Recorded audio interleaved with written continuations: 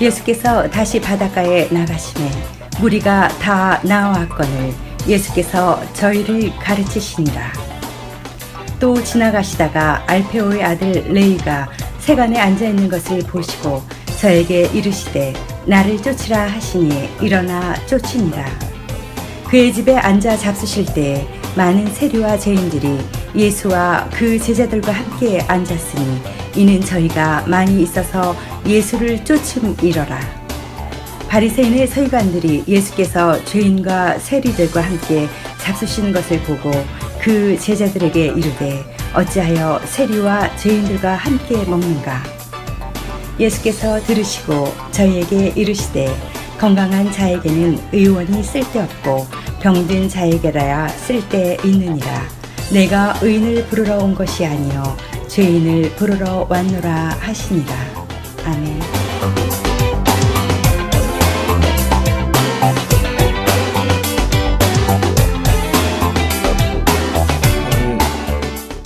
제가 대학생 때 많이 불렀던 찬송을 여기서 들으니까 다시 한번 막 가슴이 뜨거워지는데요. 너무 감사했습니다. 제가 오늘 그 목사님한테 두 종류의 부탁을 받았어요. 말씀도 전하고 노래도 불러달라고 해가지고요. 제가 이럴 땐 되게 많이 이제 곤란해집니다. 어디에 포커스를 맞춰야 될지 몰라서 하여튼간 하는 대로 최선을 다하겠습니다. 그리고 어딜 갈 때요, 이렇게 이게 회중들이 심사위원으로 보여질 때가 있고요. 어느 때는요 가족처럼 느껴질 때가 있는데 심사위원으로 보여질 때는 제가 약간 막 떨리는데요. 가족처럼 보이니까 제가 오늘 마음이 편안해요. 감사합니다. 저도 기대가 됩니다. 네.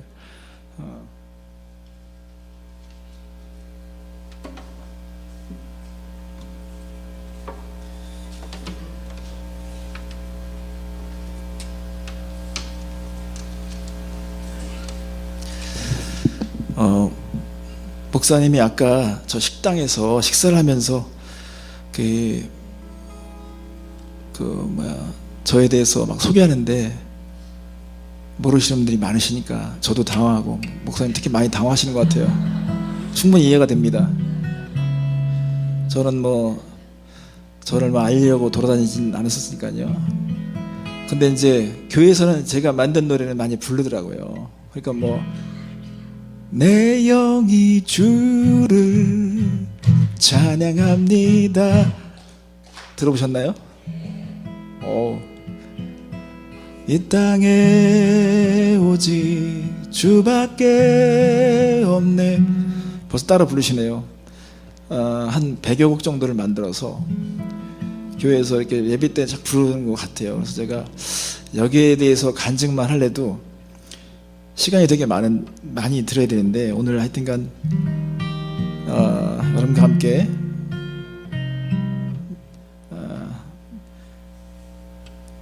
주어진 시간 안에 최선을 다하겠습니다. 잠깐만요.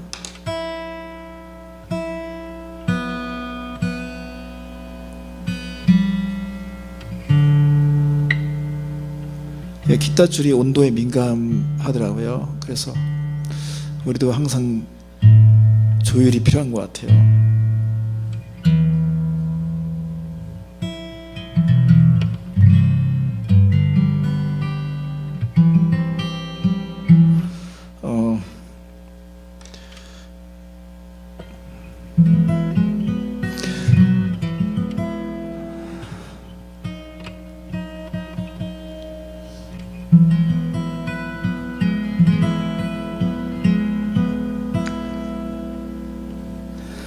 마음 다해 주를 의뢰하고 너의 명철을 의지하지 말라. 범사에 주님을 인정하면 주 너의 길 지키시리, 지켜주시리. 믿습니까? 마음 다해 주를 의뢰하고 너의 저를 의지하지 말라. 범사의 주님을 인정하면 주 너의 길 지키시리. 지켜주시리.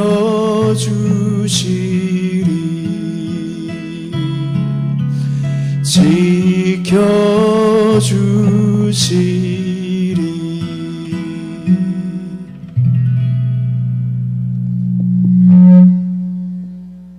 네, 이쪽 모니터가 홀이 나는데요. 내일 우리가 추수감사절 예배 드릴 거 맞죠? 저희 교회도 그렇게 하는데,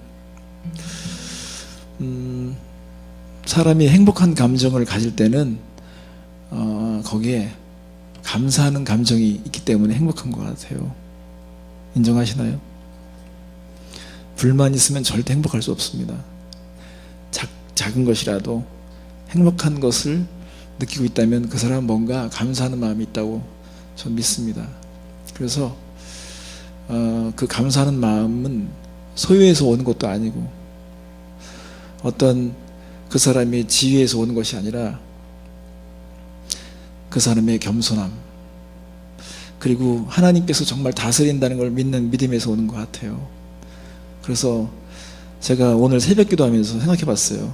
해마다 계속 추수감사절이 오는데 똑같은 것을 계속 반복할 때는요, 우리가 계속 진보를 해야 되고 더 깊어져야 되고 더 세밀해져야 된다고 생각됩니다. 그래서 감사도 성숙해지려면 더 깊어져야 되고 더 세밀한 표현이 있어야 된다고 생각합니다. 근데요, 진짜 대단한 감사는 평범한 것 속에서도 감사할 수 있는 감각을 갖는 것입니다. 생각해 보세요. 우리 눈이 깜빡이잖아요. 이거 깜빡이는 대단한 겁니다. 제가 카메라를 좋아해서 찍는데 카메라 셔터가요, 최근에는 좀 변화가 있지만 8,000분의 1초가 제일 빠른 셔터예요. 8,000분의 1초에 착 이렇게 하거든요. 요거로 빛을 받아서 이제 그 사진을 만들어내는데, 우리 눈이 깜빡이는 거는요 2만 분의 1초입니다.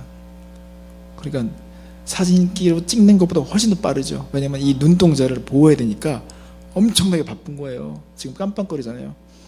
이 깜빡거리는 기능 자체가 얼마나 감사한데, 이거 안 되면요 우리 눈이 실명됩니다. 제가 한센병을 사역하시는 분 만나서 교제를 하는데 그분한테 그 얘기 들었어요. 이게 감각이 없으면 눈이 깜빡이지 않으니까 여기 막 이물질 들어와도요, 이게 막 그 깜빡이 보호를 안 해주니까 여기 스크래치가 안 되는 거예요. 눈동자에 스크래치가 안 되는 거예요. 그래서 하나님이 눈동자처럼 지키신다는 말이 진짜 대단한 거구나. 하나님이 그냥 우리를 그렇게 보호하시려는구나 하는 생각을 하니까요, 우리 눈동자조차 너무 감사한 거예요. 호흡자도 감사하고요. 이게 다 대단한, 우리는 기적을 살고 있는 것입니다. 어떤 사람은 지금 병원에서 우리 이런 정상적인 것이 그의 소원일 수 있어요. 내가 이 손 한번 올라갔으면 얼마나 좋을까, 내가 내 발로 걸어가면 얼마나 좋을까, 이게 기도 제목인 사람이 있는데 우리는 여기 왔잖아요. 건강한 모습으로 왔잖아요. 너무 감사하죠. 우리 옆에 계신 분들 바라면서 좀 이렇게 감사한 이유나 조건을 간단하게 한 가지만 좀 표현해 주셨으면 좋겠습니다. 오늘 자, 옆 사람에게 뭐가 감사한지 간단하게 해주세요.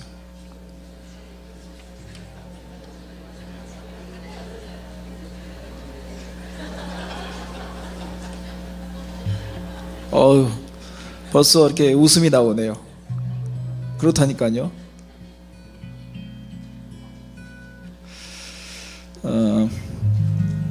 제가 중간중간에 이렇게 노래도 하고, 그리고 이제 간증도 하고, 그리고 오늘 또 성경 말씀 읽었으니까 예수님에 대한 이야기도 나누겠습니다. 먼저 제가 이번에 부를 곡은 목수의 이야기라는 노래예요. 저는 고향이 평택입니다. 평택인데, 저는 제가 자던 방에서요, 일어나가지고 창문을 쫙 열잖아요. 그럼 바로 5m 앞이 미군 부대 철조망이 있었어요. 기지촌에서 자랐습니다.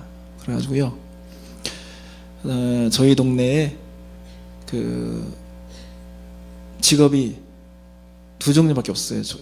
저희 동네에 사시는 분들은 직업이 두 종류예요. 이제 부모로부터 논밭을 받으신 분들은 농사를 짓는 것이고요. 나머지는 전부 다 부대 안으로 들어가가지고 뭔가를 해야 돼요. 그리고 이제 저희 누님뻘 되시는 분들은 제가 어렸을 때 그런 장면이 막 떠올라요.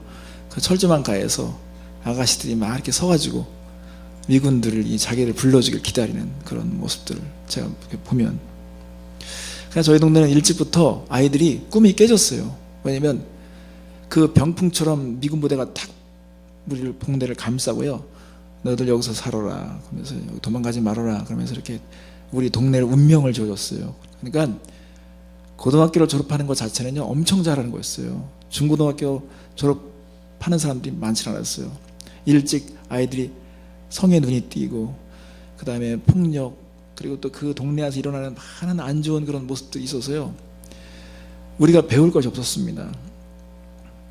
그래가지고 이제 만약에 어쩌다가 누가 독한 마음을 먹고 대학을 갔다, 그럼 1년 동안 동네에 화제가 되는 거예요. 김서방네 아들 대학 갔대. 그래서 아주머니 빨래터에서 막 빨래하면서 그냥 주로 그게 이제 이야기거리였었죠.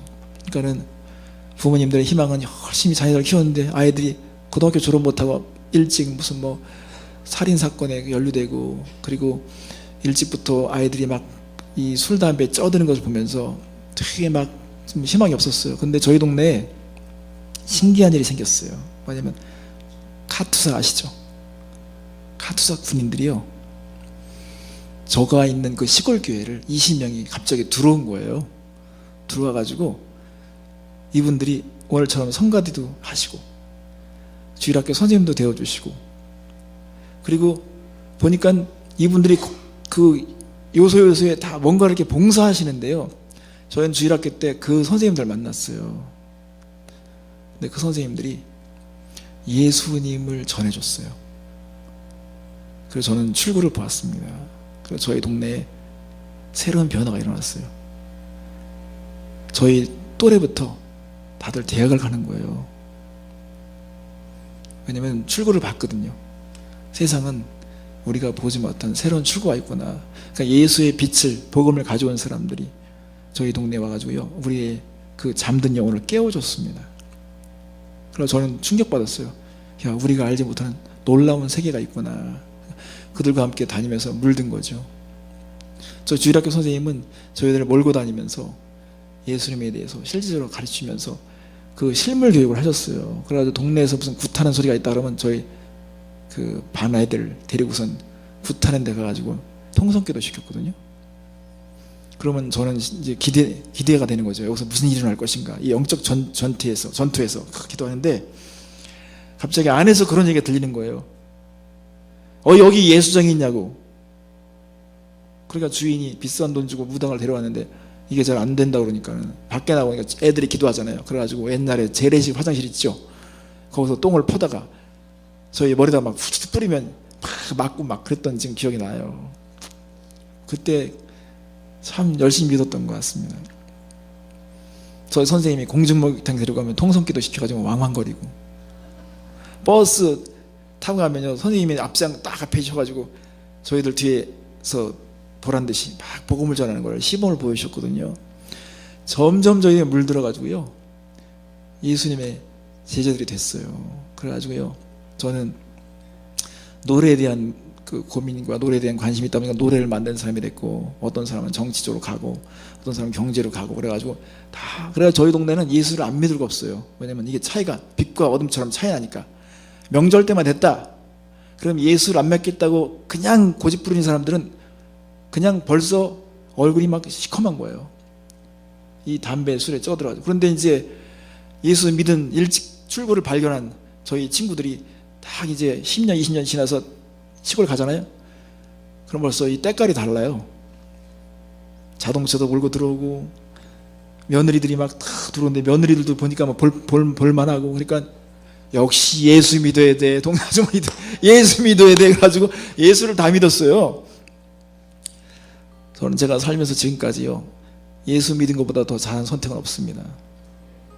그래서 그런 의미를 담은 노래인데 목수얘기라는 노래예요. 그게 뭐냐면 농부들의 땀방울 식혀주는 것처럼, 이게 바람은 보이지 않는데 농부들의 땀방울을 식혀주는 것처럼 예수님의 이야기는 그거예요. 예수님은 자기를 과시하거나 막 드러내거나 자랑하지 않습니다. 겸손하게 비둘기처럼 온유하게 우리에게 오셔서 우리를 서서히 변화시키는 것 같아요. 그래서 그런 의미를 담은 노래예요.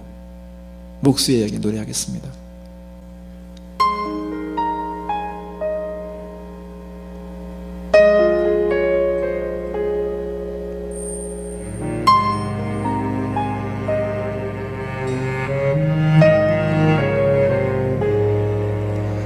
산을 내려오는 바람과 같이 우리에게 불어온 그 하늘의 이야기, 다친 우리 마음 자유케 하던 그 나사렛에서 온 한 목수의 이야기, 나와 같은 이도 복이 있다던 이전엔 한 번도 듣지 못한 이야기, 우리 이마에 맺혀있는 땀들 진저리 쓰다듬던 예수님의 이야기, 메마른 땅 위에 내리는 비처럼 흐르는 내 땀방울로 부는 바람처럼 나를 향하신 그분의 마음, 널 사랑한다 참 귀하다.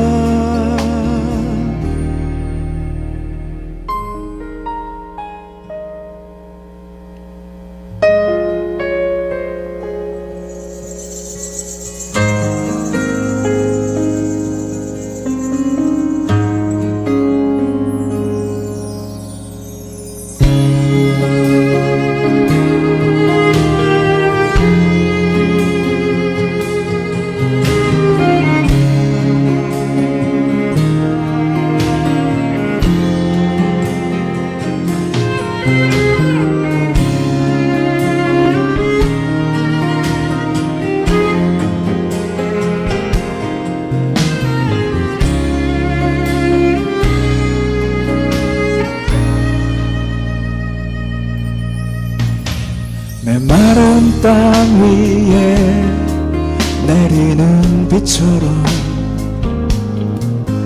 흐르는 내 땀방울로 부는 바람처럼 나를 향하신 그분의 마음,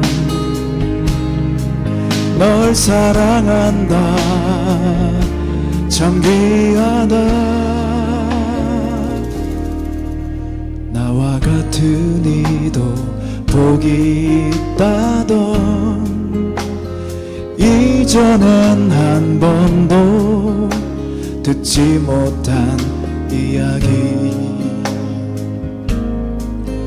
와서 나의 마음 자유케 하던 그 나사렛에서 온 한 목수의 이야기,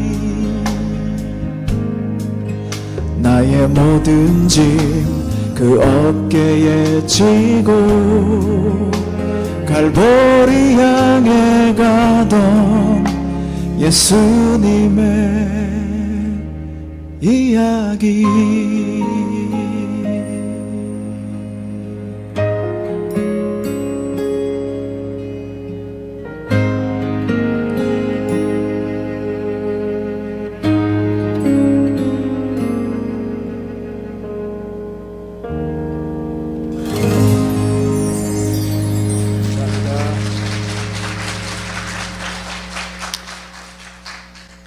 가사는 잘 들리시는 거죠? 네. 이쯤에서 잠깐 좀 이렇게 말씀 나누고 그리고 뒤에 노래를 더 많이 하겠습니다.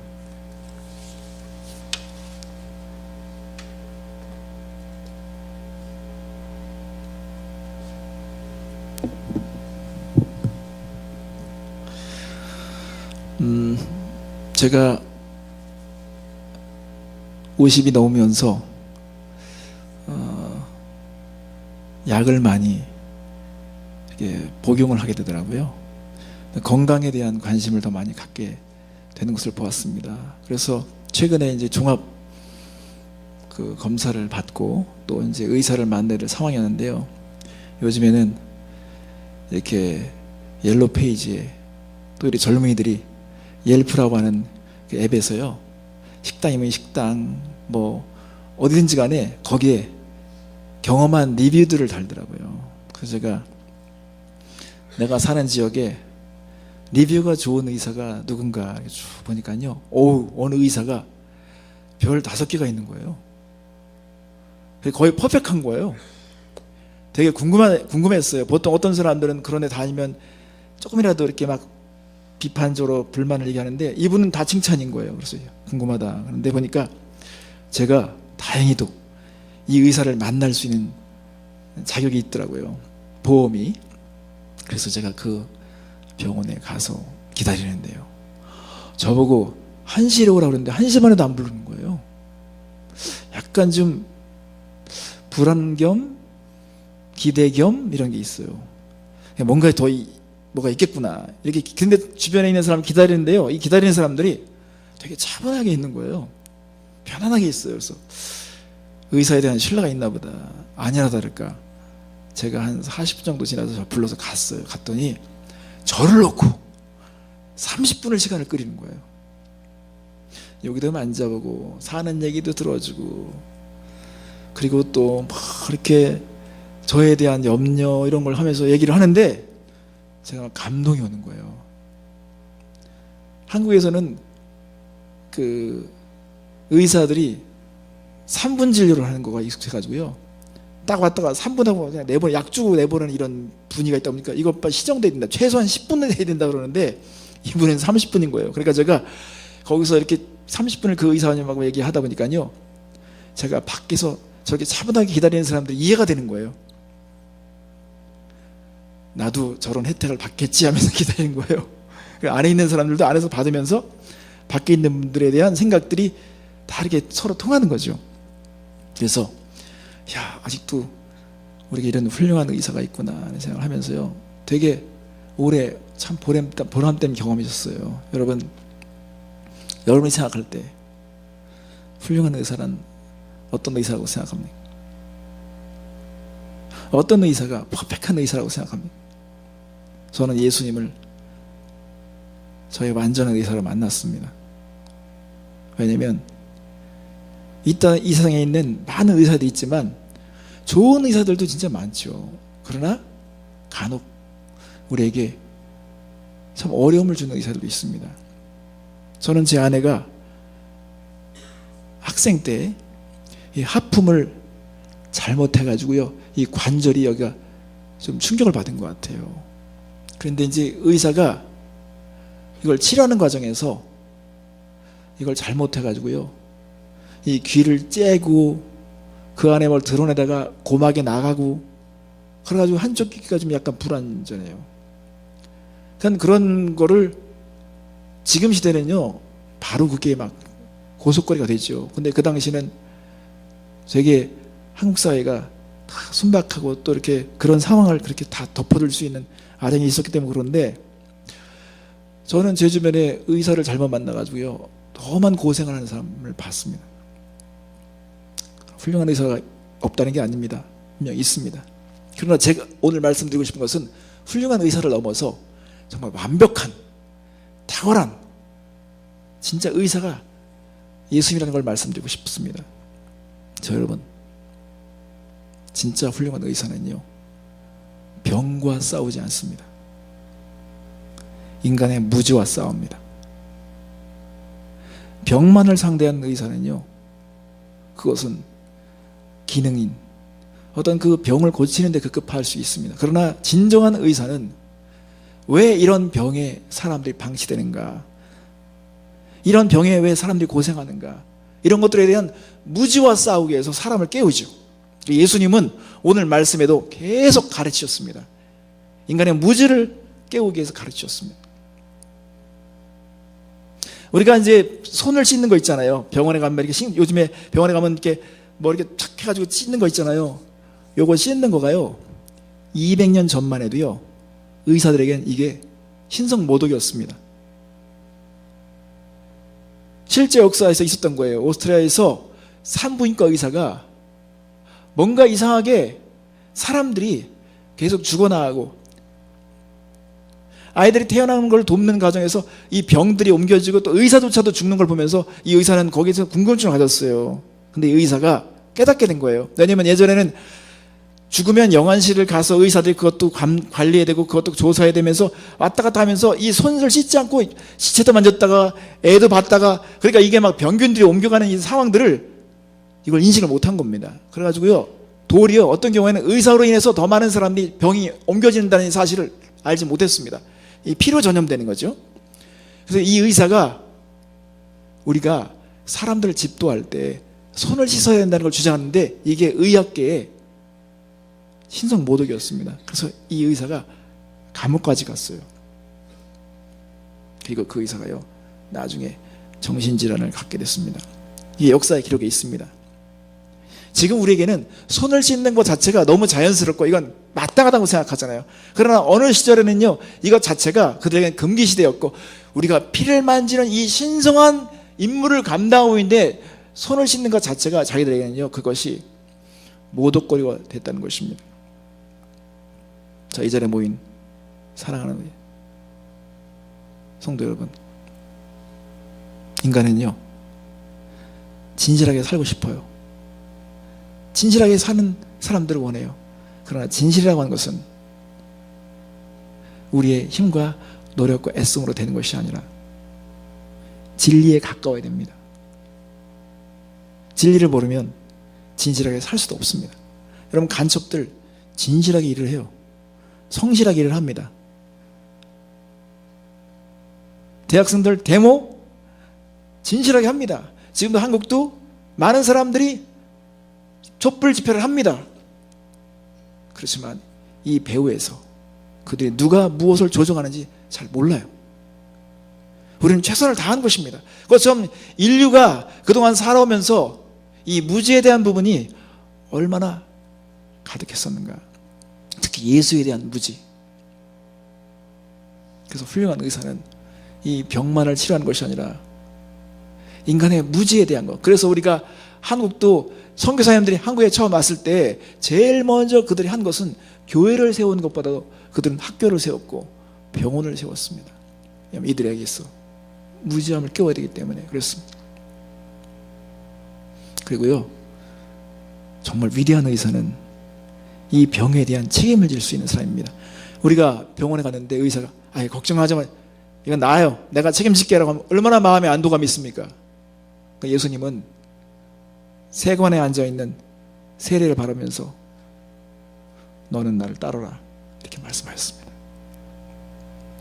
마태복음은, 여러분 성경에 있는 마태복음은 그 당시에 그 국민적인 정석 가운데 매국노라고 하는 세리였던 마태가 이 마태복음을 기록한 겁니다. 이 마태는 그 시대에요, 사람들에게 따가운 시선, 완전히 왕따입니다. 너는 매국노야, 로마의 앞잡이, 로마에 붙어서 우리의 세금을 포탈하면서 너 배불리는 사람. 그래가지고 그 당시 사람들은 이 세대라면 아주 치를 떨었습니다. 상종도 안 하려고 했어요. 그러나 그런 세리였던 마태가 이 거룩한 성경에 마태복음을 기록했다는 거죠. 예수에게 붙들려서. 여러분, 예수님께 붙들리면요, 그 인생은 새로워집니다. 예수님께 붙들리면 그 인생은 위대한 인생으로 바뀌어지게 되어 있습니다. 예수님을 따라가는 것 그 자체가 제자도예요. 다른 말이 아닙니다. 예수님을 따라가는 것 자체가 우리가 변화되는 과정을 저는 믿습니다. 예수님은요, 자신 있게 말하죠. 넌 나를 따르라. 세상에서요, 진짜 자신 있으면요, 명령까지 합니다. 은행에서 어느 날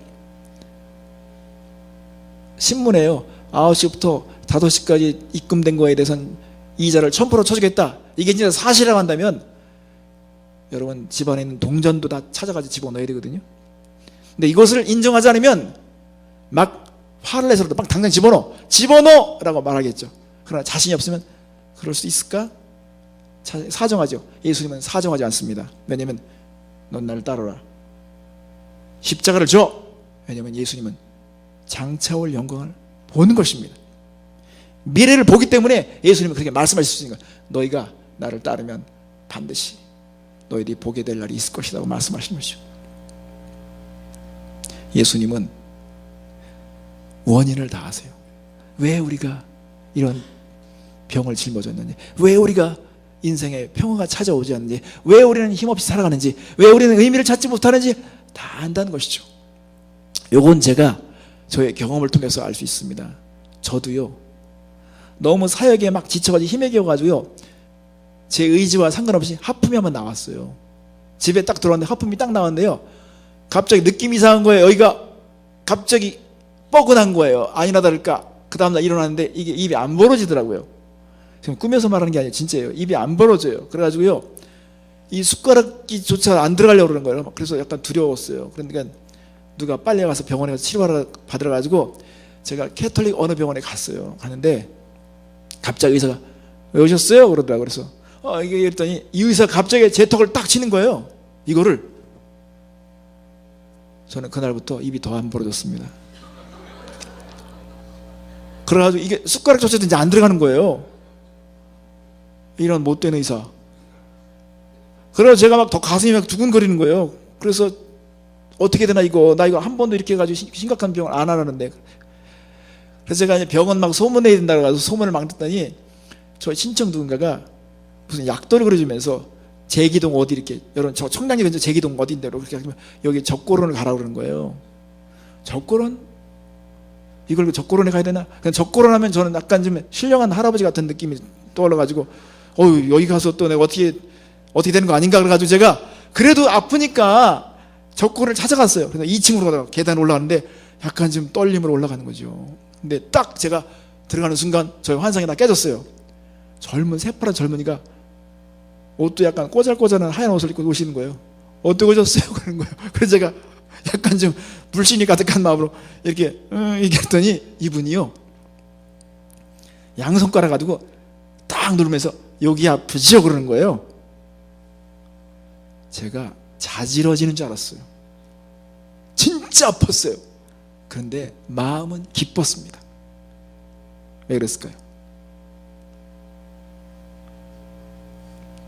이걸 모르세요? 제가 너무너무 아픈데 가장 아픈 데를 꽉 누르니까 너무너무 제가 기뻤어요. 이 사람이 나를 안다. 이 사람이다, 이 사람. 진짜요. 근데 제가 그날 저녁부터 밥을 먹었습니다. 30분 치료해 주는데요, 그날 저녁에 밥을 먹었어요.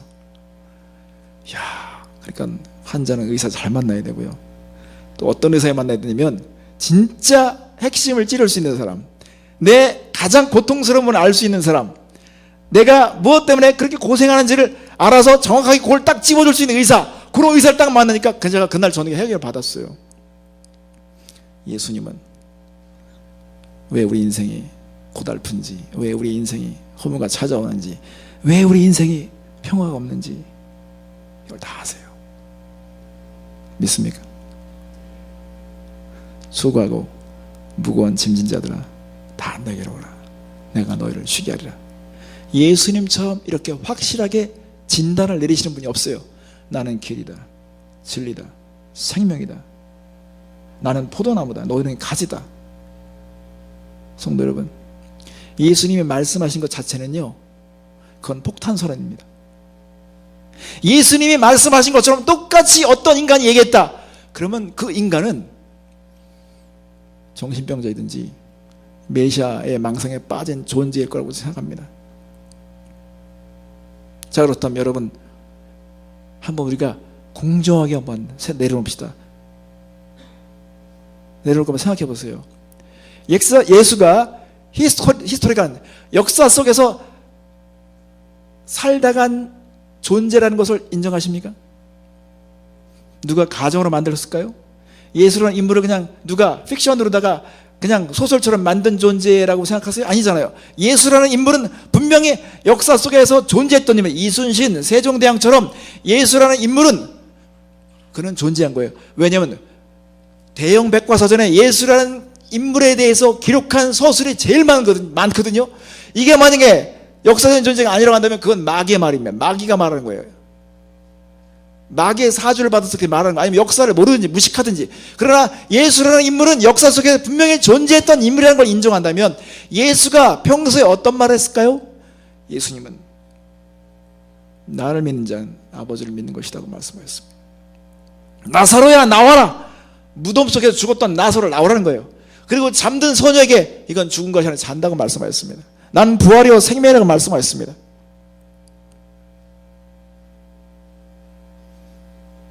그분이 십자가에 죽기 바로 전조차도 너는 나와 함께 낙원에 있을 것이라고 말씀하셨습니다.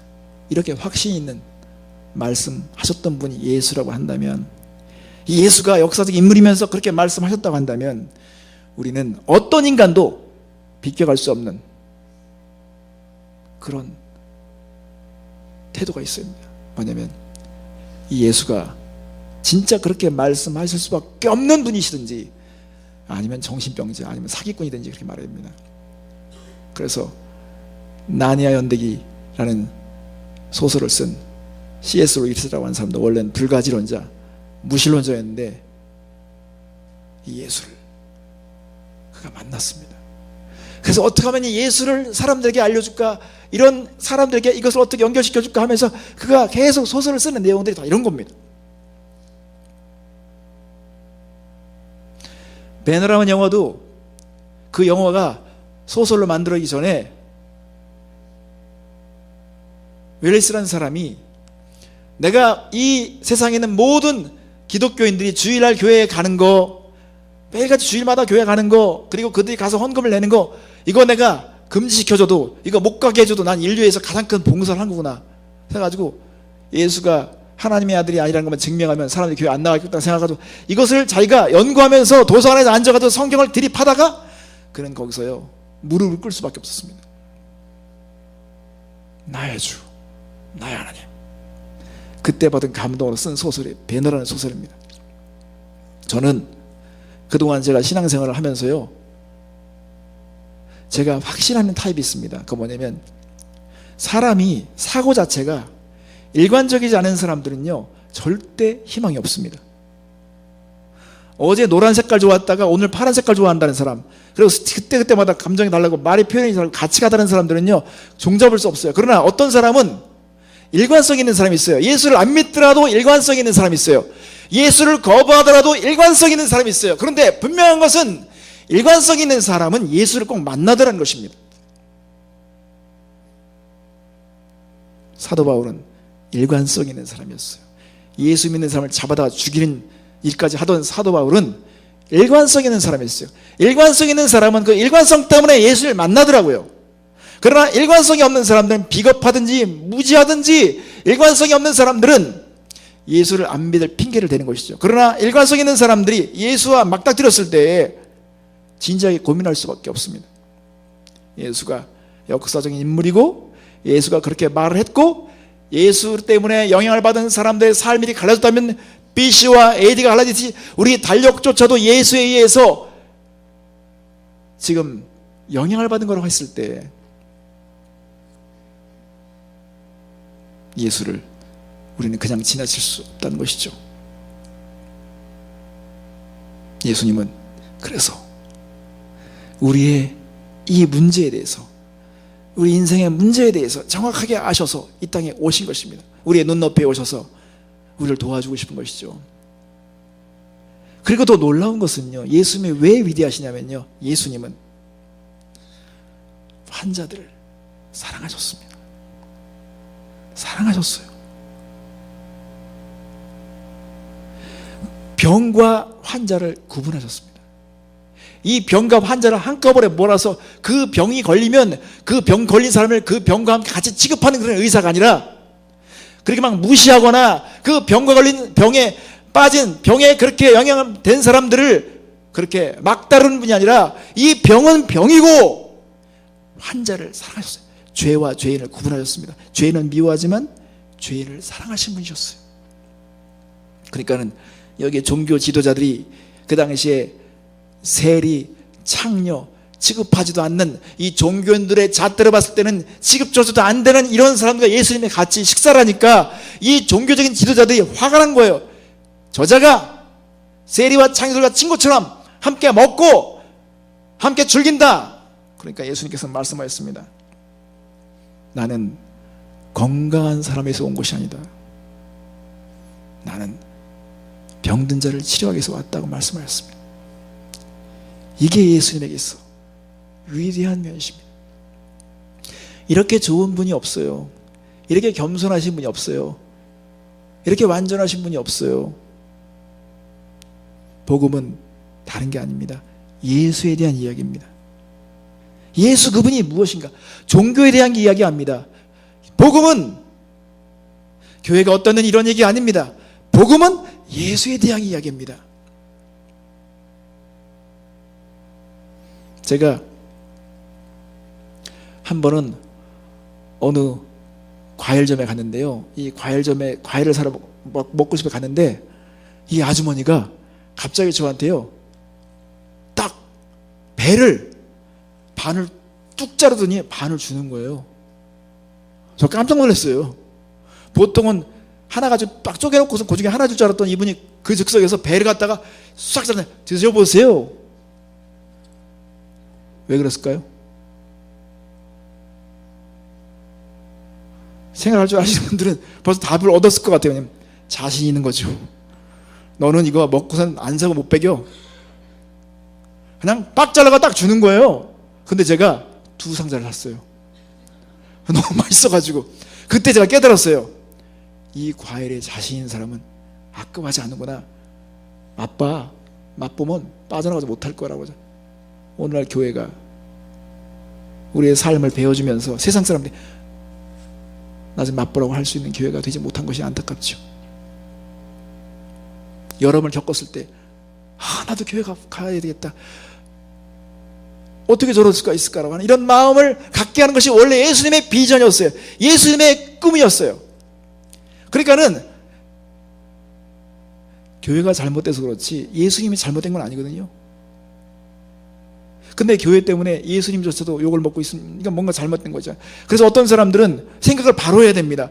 내가 먹은 사과가 썩었기 때문에 나는 절대 앞으로 사과는 먹지 않겠다. 이렇게 맹세하는 사람이 있습니까?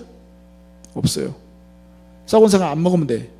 그냥 좋은 사과 또 골라서 사면 돼. 그런 것처럼 예수라는 이 복음이 분명히 엄연히 존재하는데 교회가 병들고 부패했기 때문에 사람들이 이 복음자체도 버리고 있다면 그 사람은 어리석은 것이죠. 그러나 오늘 이 자리에 생각할 줄 알고 진지하게 고민할 줄 아는 사람이 있다면 한번 고민해 보셨으면 좋겠습니다. 내가 정말 예수 그분 자체를 만나려고 했는가? 내가 예수 그분을 맞닥뜨리려고 했는가? 근데 예수님을 진짜 한번 상대하기 시작하면 예수님은 그 사람을 그냥 두지 않는다는 것입니다. 예수님은 이 땅에 치유해 주기 위해서 오셨습니다.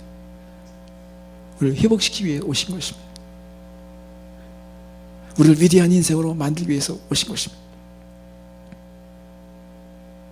그래서 예수님께서는 계속 신랑과 신부에 대한 비유들 드시고 새 포도주가 낡은 부대를 얘기하죠. 그러니까 사람에게 존재하는 가장 심각한 죄는 저는 선입견입니다. 죄는 선입견이에요. 선입견. 하나님에 대한 선입견, 예수에 대한 선입견. 인류 역사를 쭉 볼 때 인류에게 가장 큰 피해를 준 것은 원자폭탄도 아니고 기근도 아니고 지진도 아니고 질병도 아닙니다. 인간이 가장 큰 피해를 본 것은 선입견이에요. 이걸 인정하셔야 됩니다.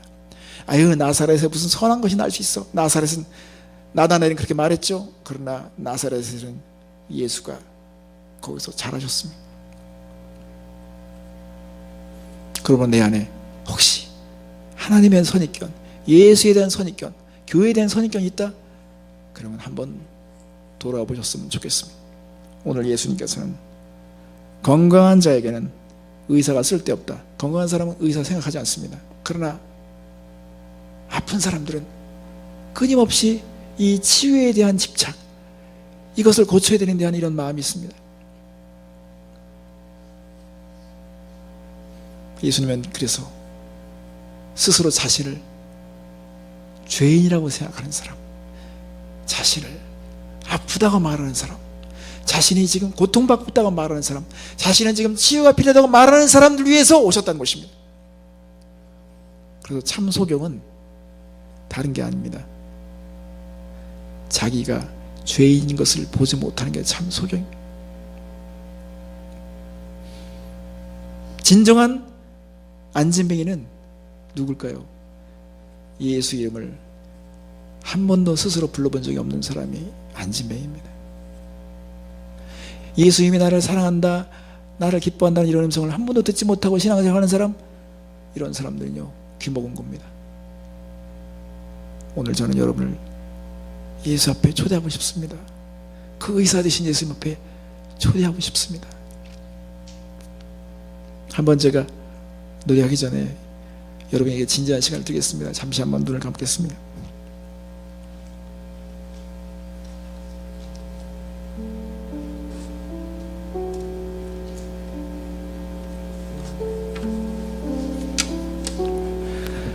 자, 사람은 진지할 때 아름답습니다. 진지할 때 아름답습니다. 우리는 내일 일을 알 수 없는 연약한 거 인정하셔야 됩니다. 하나님께서 오늘 부르면 오늘 가야 됩니다. 순서가 없습니다. 이것을 부담으로 여기시지 마십시오.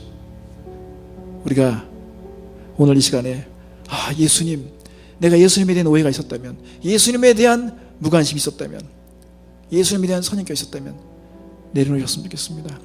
예수님, 내가 예수님을 알고 싶습니다. 내가 예수님을 정말 만나고 싶습니다. 예수님의 의사로 내가 경험하고 싶습니다. 이 위대한 의사 앞에 나아가고 싶습니다. 그래서 여기에 대해서 우리가 정직하게 고백하는 것, 이게 중요한 것입니다. 하나님은 정직한 자를 사랑하십니다. 내가 아프면 아프다고 말할 수 있는 사람을 사랑하세요. 아프면서도 아프지 않은 것처럼 그렇게 위장된 사람들, 위선적인 사람을 하나님이 싫어하십니다. 종교인들이 그랬어요. 그러나 하나님, 내가 지금 마음에 우울함이 있습니다. 내가 뭔가 인생에 큰 의미를 찾지 못하고 있습니다. 내가 약을 의지하고 있습니다.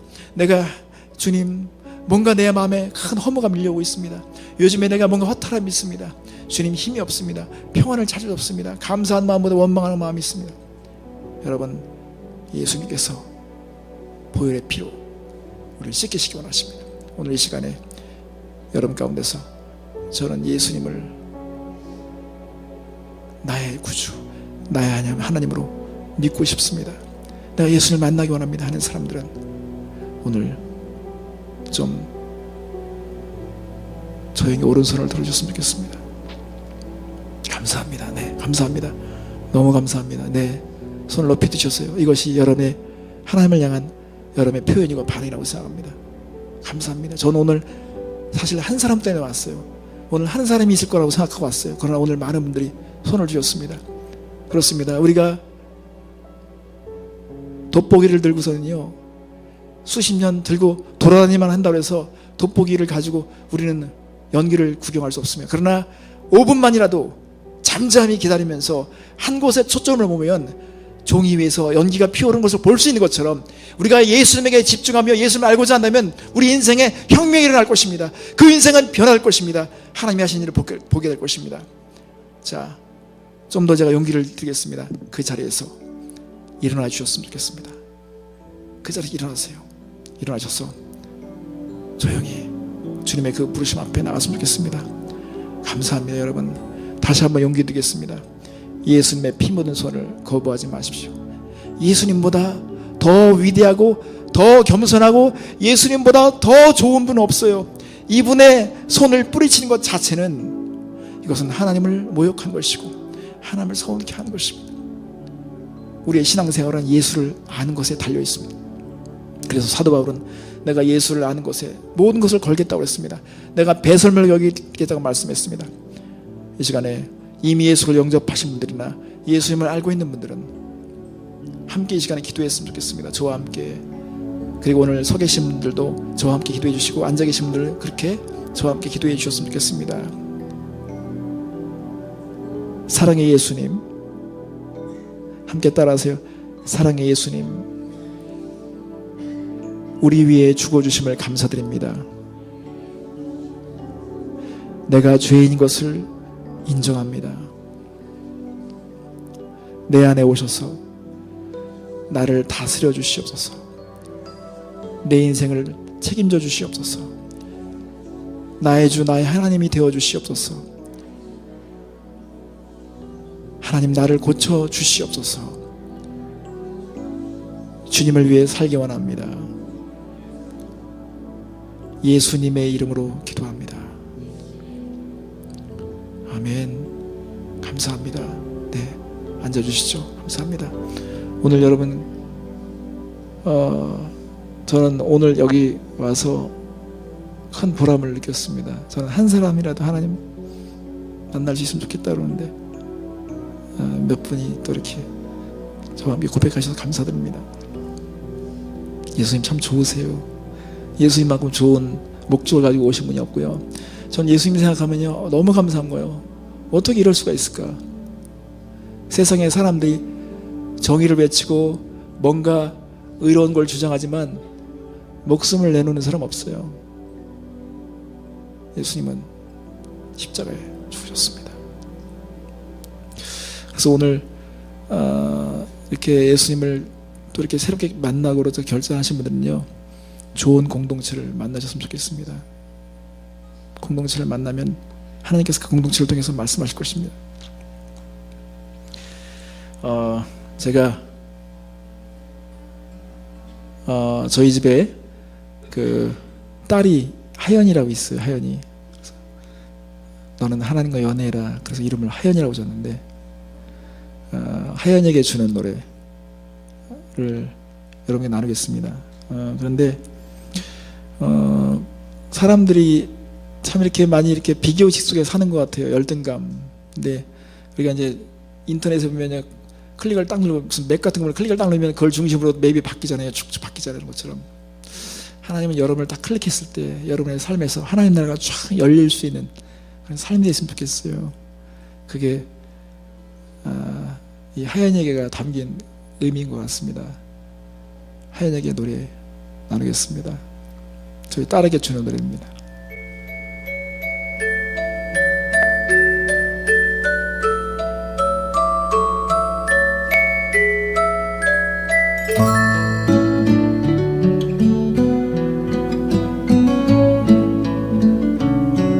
아시는 분들은 같이 해도 됩니다. 우리가 간직해야 할 소중한 것 있다면 내 삶을 누군가에게 나눠줄 수 있는 것,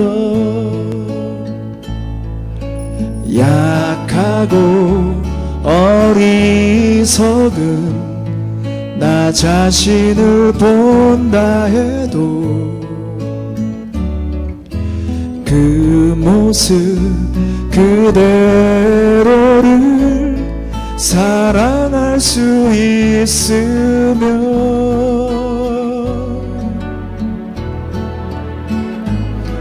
비교하기보다는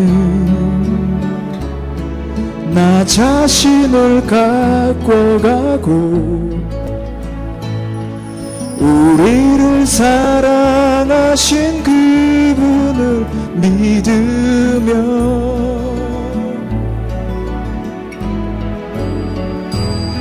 외로운 사람들 품에 안아줄 수 있도록 우리 맘속에 소중한 것을 간직하며 살아요.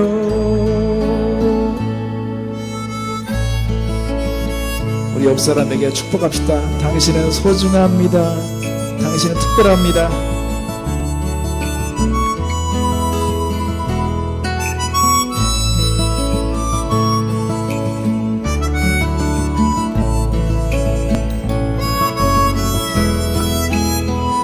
같이 약하고 어리석은 나 자신을 본다 해도 그 모습 그대로를 사랑할 수 있으며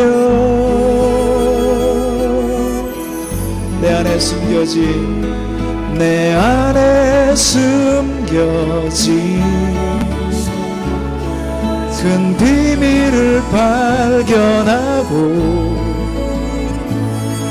그 소중한 꿈 안에 내 삶을 이루며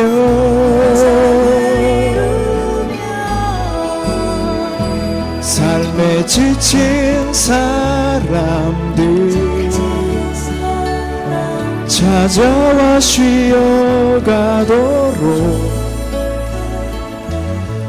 우리 맘속에 누군가의 자리 남겨두며 살아요. 사랑하며 살아요.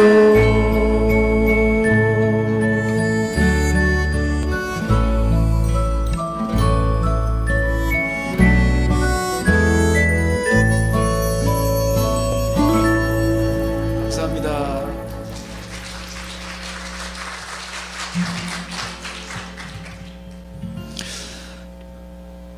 더 할까요? 네. 혹시 오늘 생일 맞으신 분이 계신가요? 오늘? 아니 이번 주에? 없으세요? 아니면 이번 달에 생일 맞으신 분 계신가요? 제가 뭐 실까 봐, 그러세요? 생일이 며칠이세요? 11일. 아, 그래요. 다른 분 없으신 거죠? 네?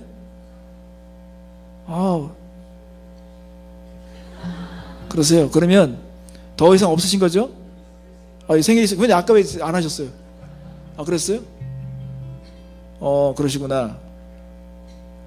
네. 그러면 이따가 네 분이서 가위바위보를 하셔가지고 한 분만 저한테 오시면 제가 CD를 드리겠습니다. 조금 CD를 가져왔는데 혹시 그냥 차에서 CD를 듣기 원하시는 분들은 나 목사님 광고해 주시겠지만 구입하시면 되겠습니다. 자, 제가 여러분을 위해서 또 이렇게 축복한 노래 하겠습니다. 그대를 향한인데요. 이 가사의 내용이 이렇게 아내에게 또 남편에게 애인에게 자녀들에게 줄 수 있는 그런 고백인데 우리에게 이런 존재를 이런 관계를 허락하신 하나님 앞에 감사하는 마음, 그래서 이런 감격하는 마음을 가지고 부른데 이 노래를 부르겠습니다. 하겠습니다.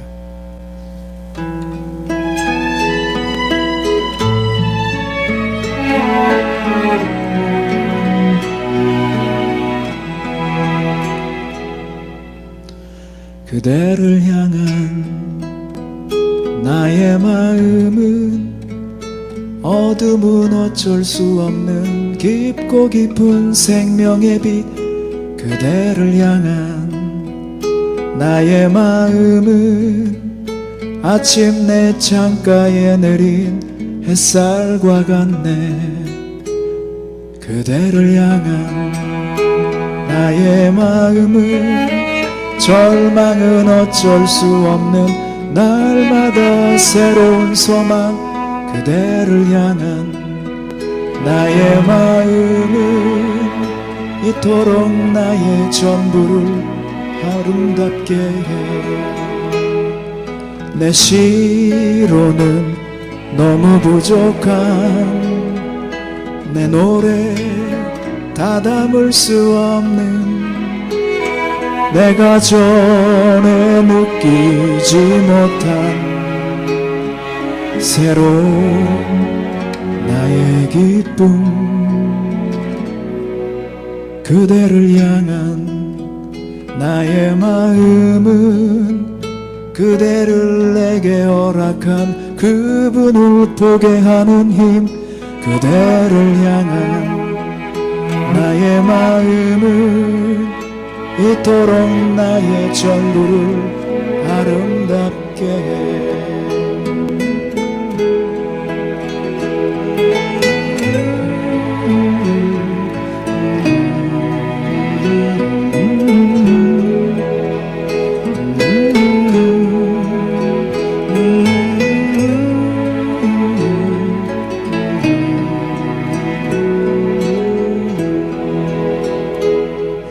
내 시로는 너무 부족한 내 노래 다 담을 수 없는 내가 전에 느끼지 못한 새로운 나의 기쁨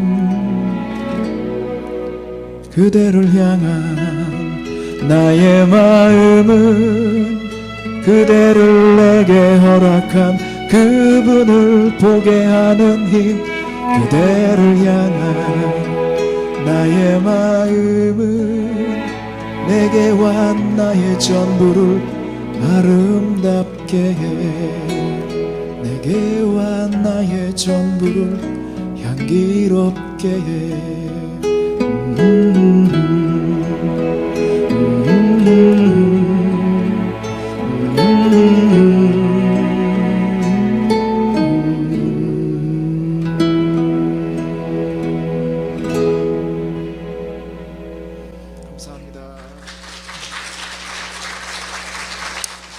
자, 마지막 한 곡만 더 부르고 목사님 초대하겠습니다.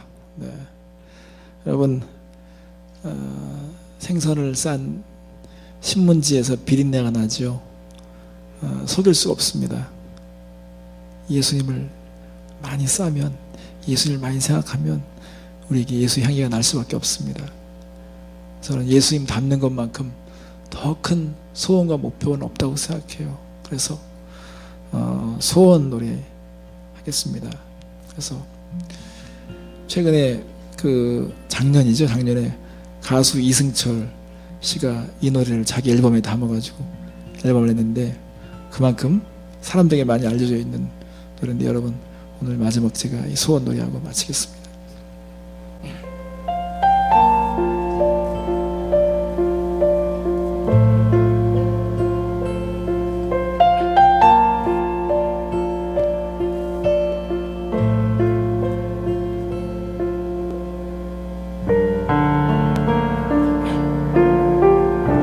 가사를 띄워주세요. 보실게요. 삶의 작은 일에도 그 마음을 알기 원하네. 그 길, 그 좁은 길로 가기 원해. 나의 작음을 알고 그분의 크심을 알며 소망 그 깊은 길로 가기 원하네.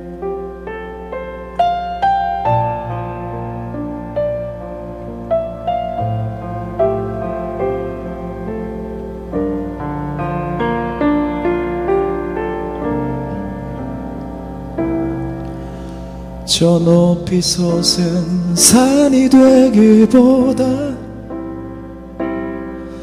여기 오름직한 동산이 되기. 내 가는 길만 비추기보다는 누군가의 길을 비춰준다면 내가 노래하듯이 또 내가 얘기하듯이 살길 난 그렇게 죽기 원하네. 삶의 한 절이라도 그분을 닮기 원하네. 사랑 그 높은 길로 가기 원하네.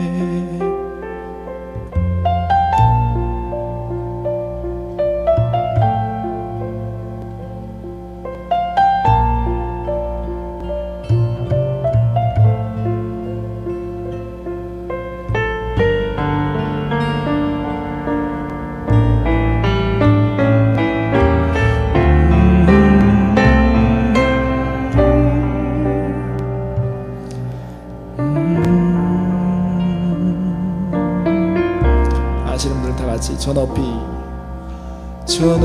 솟은 산이 되기보다 여기 오름직한 동산이 되기, 내 가는 길만 비추기보다는 누군가의 길을 비춰준다면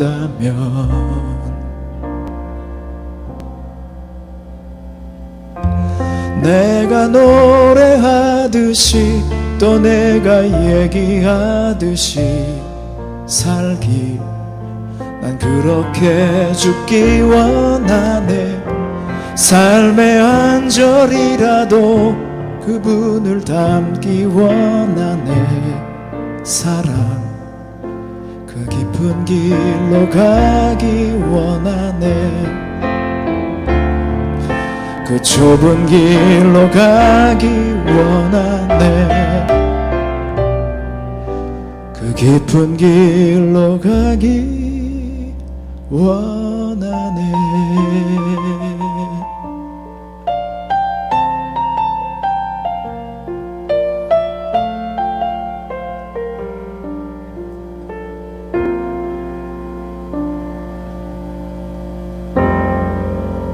감사합니다.